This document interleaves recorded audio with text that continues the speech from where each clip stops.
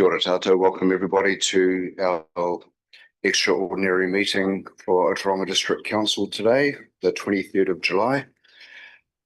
We have, before I go to apologies, we'll start with our opening karakia. So I find it.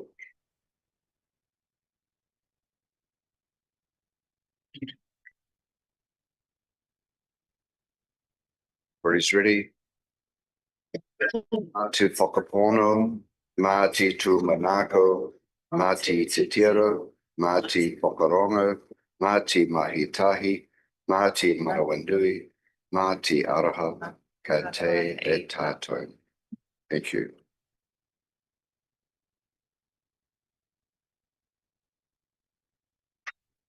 Look, we have no apologies in today's meeting, so I'd just like to welcome everybody here and to staff, and also online, welcome to Simon and Anne. There is no late items today. Is any councillors feel the need to declare a conflict of interest? No. Moving on to our, sorry, this will take a bit long here. To item 259, approval of Waikato Waters Limited Incorporation documentation. I'd like to welcome Graham and Mark. Over to you guys.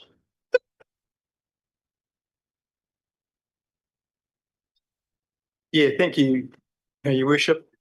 Just before I just start on this report, even though it has my name on it and I'm presenting it, I would just like to acknowledge Anne, who did the lion's share of the work here. We've got Anne on online and to answer any questions. So I'm just going to basically summarise the report. Probably take about 5 minutes, and then we can open up the questions. So the report outlines the process for the Ōtorohanga District Council to become a shareholder in Waikato Waters Limited.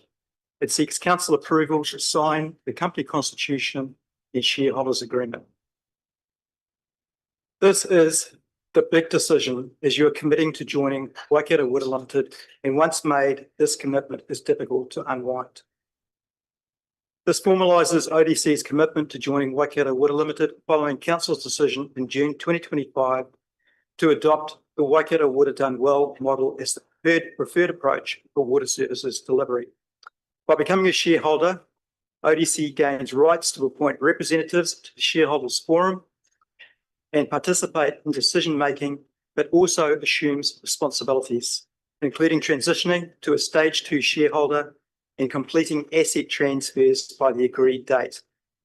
Notably, the right to exit WWL without unanimous consent from other shareholders has been removed, underscoring the need for full commitment to the model's success. ODC has been at the table right from the beginning of this process and have helped shape the model we now have before us in the shareholders agreement. Waikato Water Done Well was initiated in July 2023 by the Waikato mayors and iwi chairs to collaboratively improve water service delivery.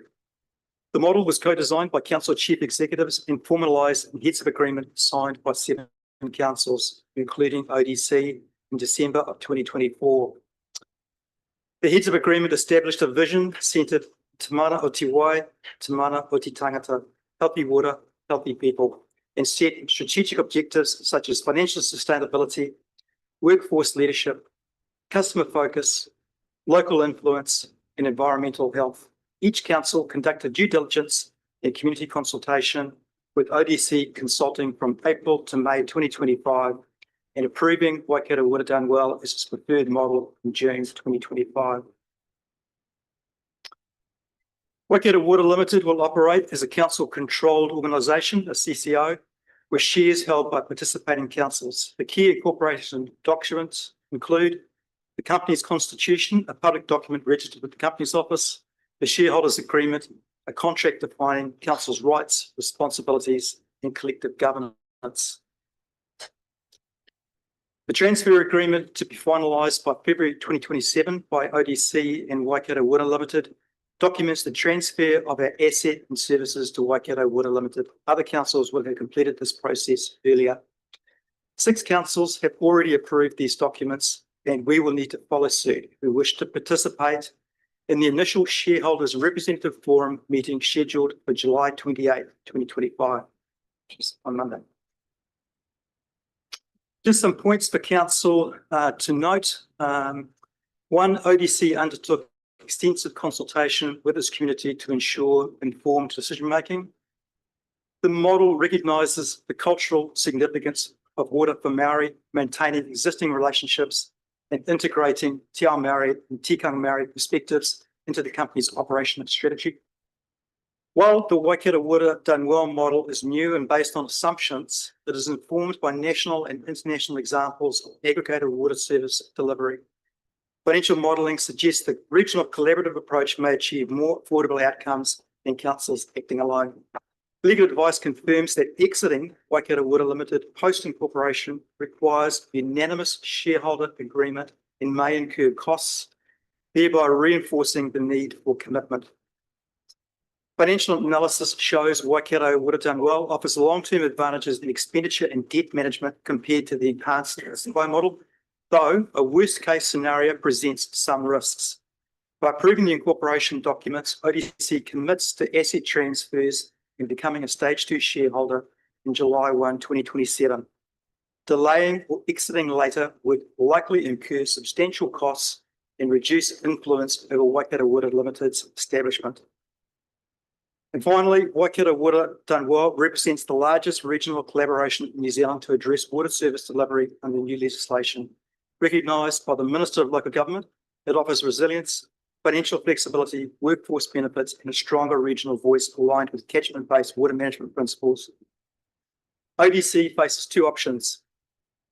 One, improve incorporation and shareholder agreements committing to Waikato Water Limited, or two, reject incorporation, revoke Waikato Done Well preference, and adopt the enhanced status quo model. Staff recommendation is option one, highlighting the long-term strategic benefits despite inherent risks and necessity of a full commitment to the shareholder model of success. Thanks. Bishop, I'll leave it over to you. I'm not sure if I'm meant to clap there, Grant. Thank you. Thank you very much for that.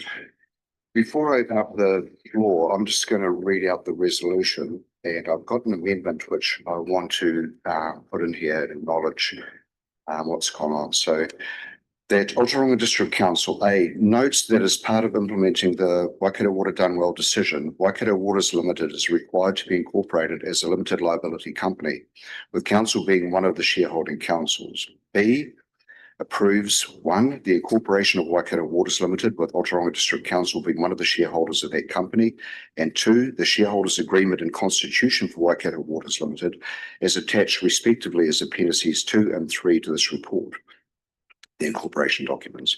C, delegates authority to the Mayor and Chief Executive on behalf of Council to, one, approve non-material amendments to the incorporation documents prior to Waikato Waters Limited being incorporated, and sign such documents, including the incorporation documents as required to incorporate Waikato Waters Limited and confirm Council's shareholding status in Waikato Waters Limited.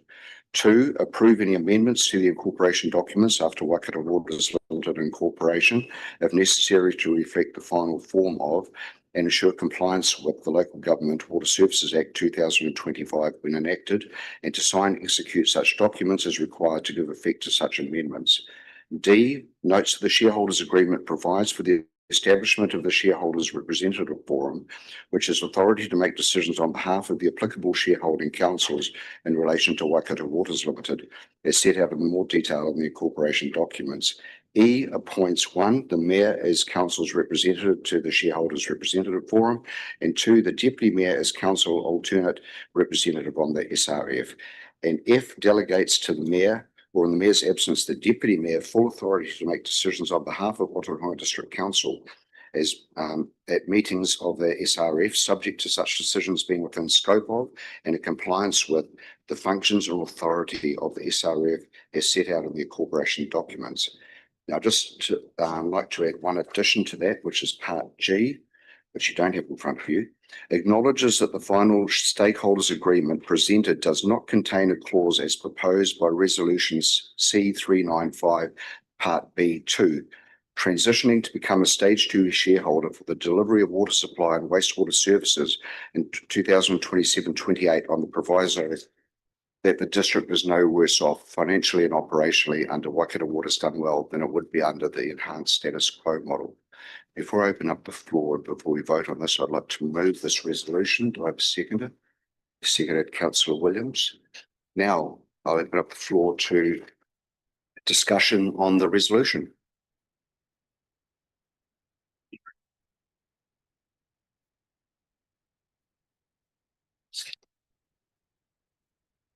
Sorry, I said in part G, I said stakeholders, not shareholders. My apologies. Councillor Jeffries. Oh, so thank you, Worship. Would you mind reading out the last clause again for us? Absolutely. So part G Yep. acknowledges that the final shareholders agreement presented does not contain a clause as proposed by resolution C395 part B2, transitioning to become a stage 2 shareholder for the delivery of water supply and wastewater services in 2027-28 on the proviso the district is no worse off financially and operationally under Waikato Water's done well than it would be under the enhanced status quo model. And the reason why I'd like to add that is because we went out for consultation with that proviso and things have changed and moved on since then. So I'd just like that to be noted for history, for reference. Yeah. Councillor Dow. Obviously, going to say something, but that's, pardon me, it's kind of a bit last minute, but it just whether it would have changed the voting at the time, that everyone knew that we couldn't be, because all along it was like we're going to be no worse off financially or operationally. And it's a bit last minute now, 12+1, when we've got a massive document to sign. So like that, just, and obviously I sent an email out, but everyone's happy, that's fine. That's democracy, we'll move on to the next part of it. But yeah, I'm a little bit disappointed that we've been led to believe this all along, and it's actually not factual. So people voted in the last meeting on non-factual data, but hey, but anyway, so I mean, if we want to re-vote to double check if someone wants to change their mind, that's fine. We can do that. I don't know. Well, obviously we can't. Tony said we had 5 working days or something to, but yeah, I think I'm through you, Your Worship. Fair comment. In my view, we presented council with the information that we had at the time, particularly for the consultation that was in the shareholders agreement at that point in time in the draft, and it changed subsequently. But I do acknowledge that in terms of would elected members have voted any different, I guess this is your time where now that you have that information and you have the legal advice, should you want to change your mind, then this is the time, because we're making a decision about signing the shareholders agreement, the documentation. yeah, I probably won't change my mind, but probably Max will though now. I think, yeah, like we had, as you said, as Tony said, we had the information in front of us at the time and we voted accordingly to what was in front of us, and it has changed since then. Probably what does give me a level of confidence is there's a couple of things here. Is we're talking about such a long-term decision here that we're not talking in the next 10 years or even 15 years. We're talking further afield from that. And being at the local government conference last week, as a few of us were, I can't say resolutely this is the case or not, but I'll be very, very surprised in the next 10 or 15 years if we have an Ōtorohanga District Council. I think that will change. I don't think there's an appetite out there. Again, this is just my opinion. There'll be an appetite out there for 67 territorial authorities in the future. So we're making a decision somewhat with that in mind as well, that we're protecting our own ratepayers in that space. The other thing, and I can't mention names, but seeing the shortlisted applicants for the chair and directorship roles for the transition board, when I see the names that are there that have put themselves forward for this position, I have absolute faith and those people that will be governing the transition period with the board, which will lead on to obviously the operational board. So I do have some confidence that the ability of those that have put their hands up will be working in the best interest of all the councils that they're representing. So, yeah, thank you. Any further questions? Yep, through you. To Councillor Johnson? Oh, I can. Sure. Let me have a look. Yes. Mine won't be long. I was just wondering that last amendment, is there can you pass it around to read it, or can we get a copy, or can it be put up there, or just I've got the. I will see if we can put it on the screen. Councillor Christensen. The clause that we're not having the now, no worse off, was probably the only thing that might have got me across the line in the first place. And because I didn't ask. Oh, it's not now. It would have raised, if it wasn't in there in the first place, it would have raised some more questions for me, which would have been like, what would our water users now pay? And I'm pretty sure is a lot less than our neighbouring councils. So for us to Let's swap it out.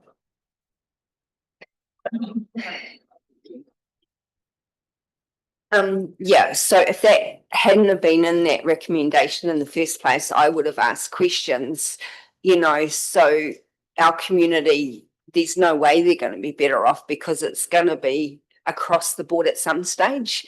So yeah, I'm just making some comments for everyone, what I would have asked before. I would have asked for comparisons to what our water users are paying now, and like the rest of the councils that have signed the agreement, because the no worse off for me was a huge thing that could have got me over the line, and now it's not there. I'm definitely not over the line in any way, shape or form.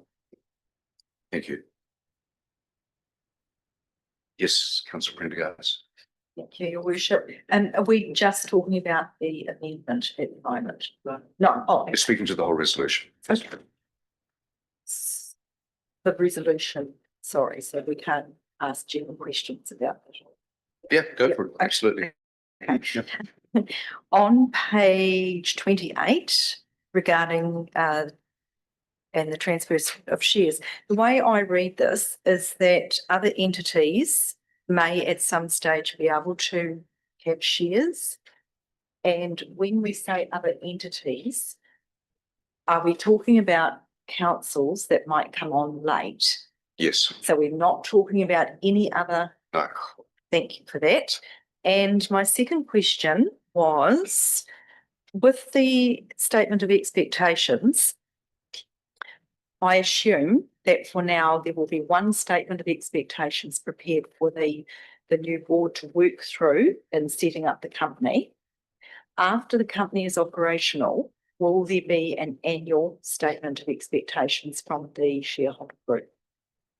I think this question was asked last time, and I think Simon helped me out with this because I thought that it might be annual, but I think Simon said it was 3 yearly. Is that correct, Simon? Yeah, that's right. Yeah, it's set up first, and the intention of the statement of expectations is that enables the board of the new water CCO to develop its water services strategy. So that's the purpose of the first version of the statement of expectations. The statement of expectations can then be revisited by the shareholders. Initially, it's for a 10-year period, so it's intended to cover a 10-year period, but obviously it is then revised by the shareholders from time to time to reflect their changing expectations over time. Thank you. My comment there would be, if it is annual or biannual at the most, that it does allow a degree of being nimble and responding to whatever forces in market or communities, etc. Thank you. Thank you. Councillor Hughes. Yeah, thank you, Your Worship. Just going on that point that Your Worship made about the fact that the Ōtorohanga District Council may not even be around in 10 years. So we're talking about amalgamations. What the machinations around, say, another council like Hauraki amalgamating with something like Thames Valley who aren't within this in the shareholder group, how is there going to be ongoing issues with that sort of thing, or how does it work if councils are amalgamating? Just from a legal standpoint, perhaps.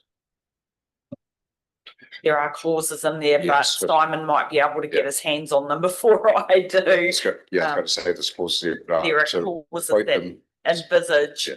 potential amalgamations in the future. Okay, yeah, Yeah. I wasn't quite sure how that was all going to work out, though. It was sort of yeah, it's easy to say it, but to do it's another thing. Yeah, and I mean, all of it is, you know, in, with agreement by other shareholders, like even bringing another, council into Waikato Water, is, you know, by agreement with other, shareholders. So, yeah, there's that kind of catch. And that was the point I was just going to raise there, is there is an express process in the shareholders agreement for bringing in other councils, which is something that I think most groups that we're currently dealing with are anticipating will happen over time. And therefore it is anticipated there is a process to follow, but it will require all of the existing shareholder councils to consider that and to approve that, which is an important level of control you have. Excellent. Any further discussion, councillors? Councillor Jeffries? Thanks, Your Worship. Yes, I've circulated a number of questions, which I think everybody's got, and thank Tanya for her responses to those. And so that's helped me it was more to clarify some issues in my own mind as to where I wanted to see this thing here. So I'm quite comfortable with it as it is. There were a couple of questions raised there that were going to be covered off today, mainly around the costs associated with establishment costs, and there was one other one too that I think you were going to try and get some answers for us today. If it's possible to have those, that would be useful. So the first one was how much has the exercise cost us to date, and what further funds are we committing ourselves to? And secondly, if we sign the agreement, are all of those costs refunded to us? So could we have a response to that? So we have tracked the costs of using external consultants to assist us with either analysis around Waikato Water or our in-house enhanced status quo model. We have used the DIA transition fund, which is in a separate ring-fenced kind of cost centre for that, and so that's completely, you know, traceable. What we haven't done is accounted for every skerrick of staff time that has gone towards us, and I've said that before.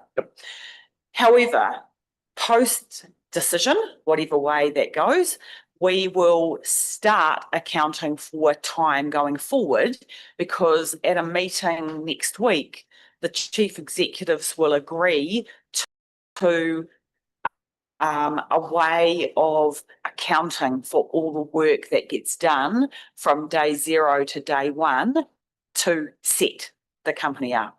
Yeah, good. That includes our in-house kind of costs, not just so we're contributing to Waikato Water being established, but we're also transitioning, if the decision goes that way today, transitioning to that entity in a couple of years' time. So we will have to start accounting for that work and basically claiming that back from the entity when it's established. Yep, great. All right. That's what I wanted to hear. And the Thank you. CEs have just got to agree on a way forward, because I think 5 out of 7 of us have now appointed a transition manager.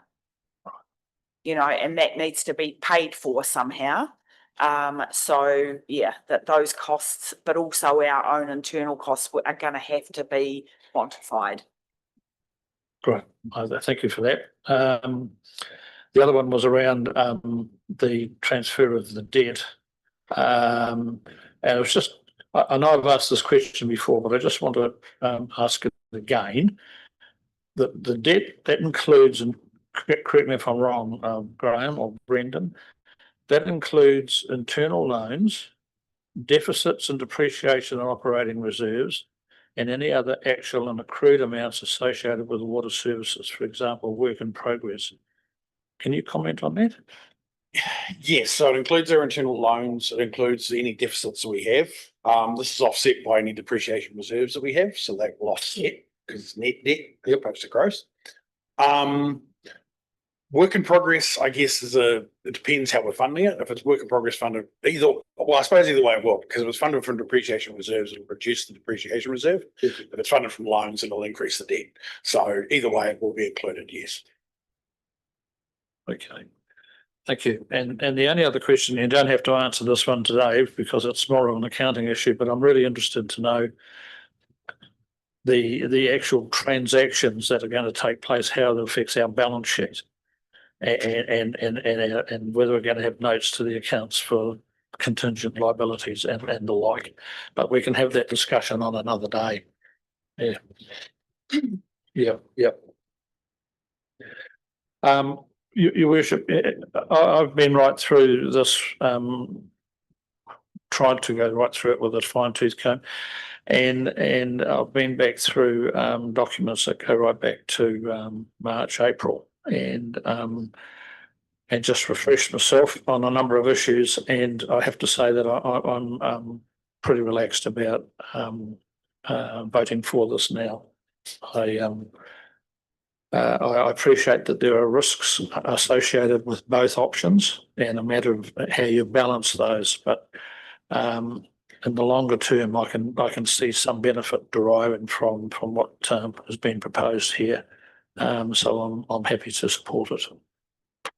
Thank you, Councillor. Thank you. Any further questions, councillors? Oh, sorry, to my left, Councillor Williams. Thank you, Worship. A comment really. Huge amount of work, and thank you to everyone who has contributed to it.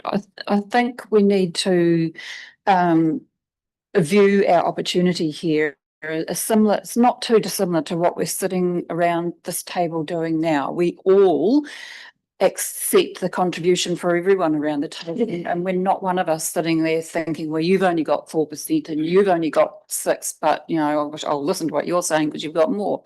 It's an equal contribution in the discussion, and there's so much documentation here that ensures that while we may have a disadvantage, it's no different to any other shareholder in a similar position around the table.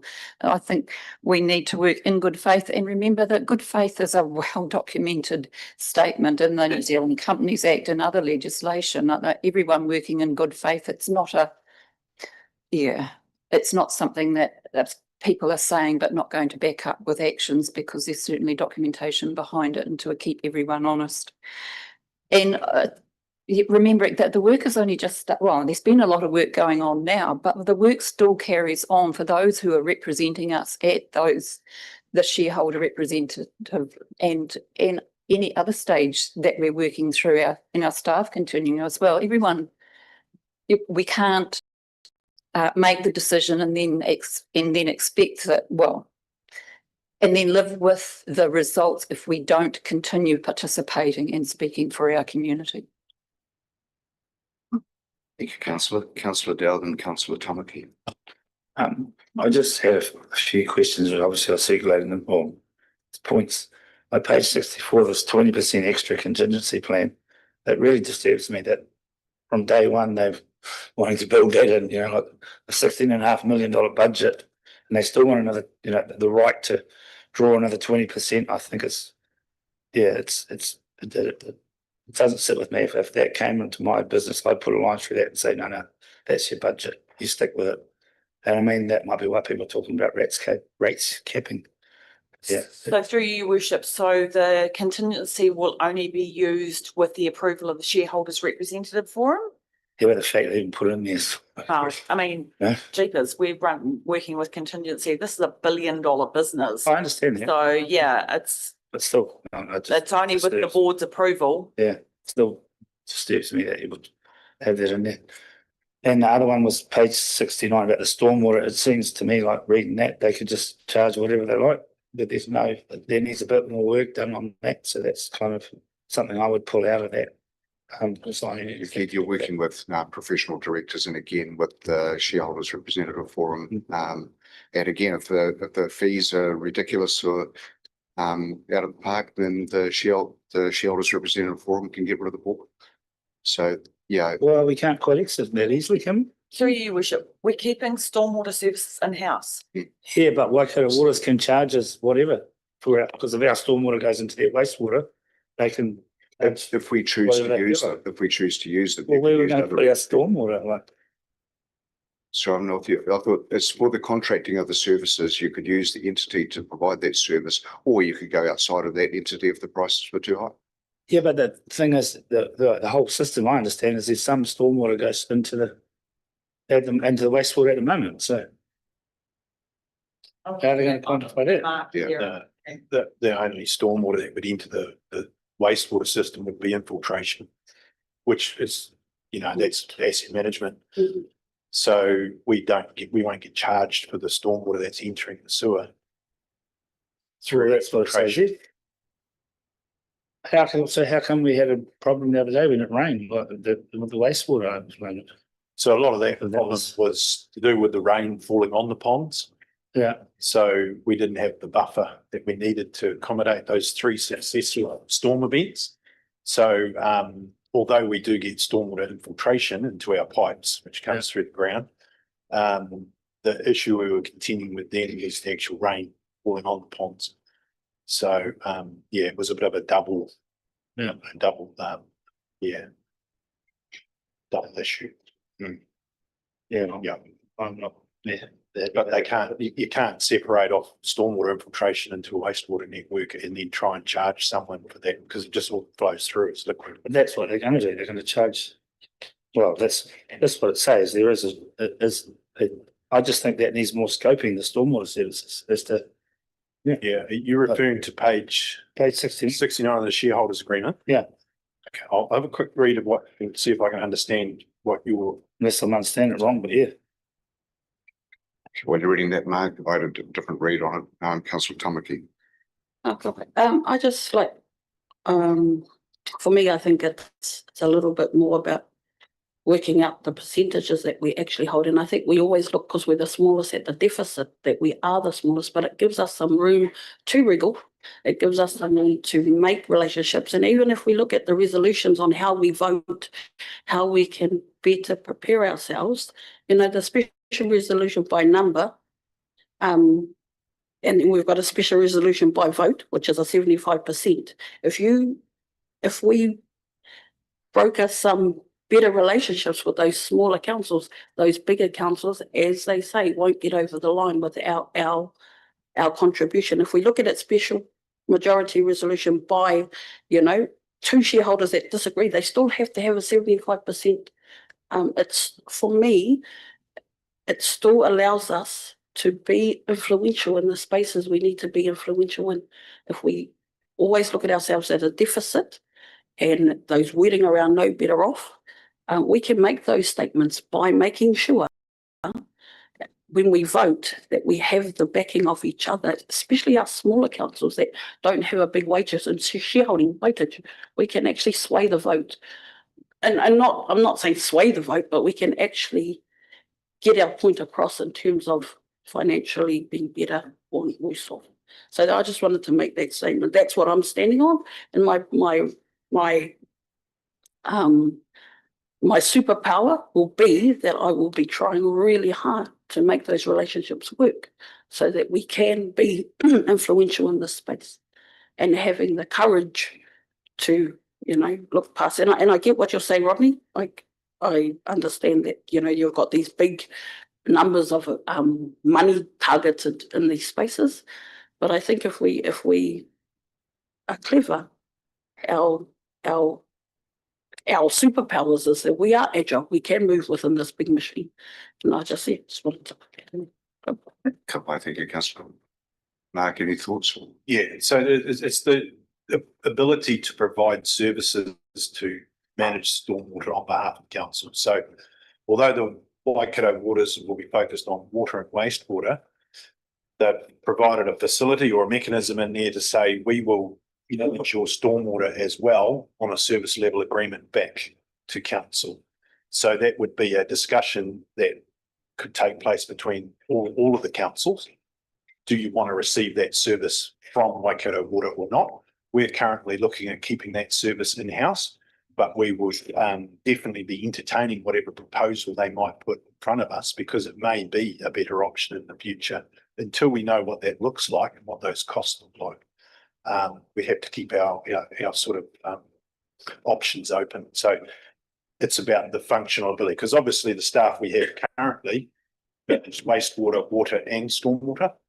So they would just simply, through a service level agreement, come in and check the pump stations, things, manage that function on behalf of Ōtorohanga District Council under a service level agreement. That's what that clause talks about, and it talks a little bit further about have they got the ability to do it, what their margins are. There's no cost for the actual storm water.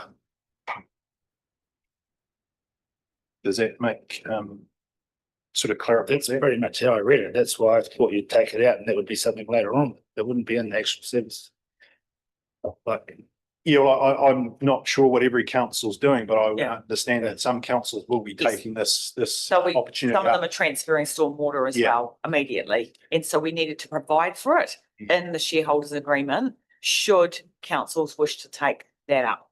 Those that do can include it in their transfer agreement. Those who don't, keep it in-house and it stays out of the transfer agreement. We'll get more clarity on that, the first council's joining July 1, 2026. So that first year will be a good indicator of how things are working as well before we become stage 2 shareholders. Any further questions or discussion, councillors? If not, I've read out the resolution with the part G, the amendment at the end, or the addition at the end. All in favour of the resolution as was read, can you please raise your hands?